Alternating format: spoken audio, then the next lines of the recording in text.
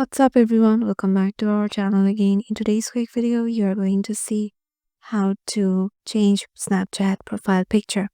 It's pretty easy, just follow the steps I'm going to show you and let's get right into it. Head over to your Snapchat application.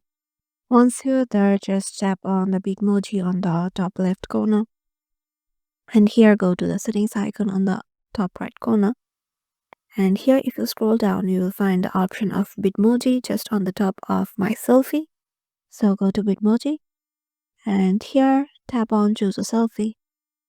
And here you can just change your profile picture. So as I am currently selecting this one, I'll be selecting let's choose this one and tap on done. And here you can see my profile picture is changed. So yeah, this is how you can do it. Hope this video will help you out and we'll see you in the next video.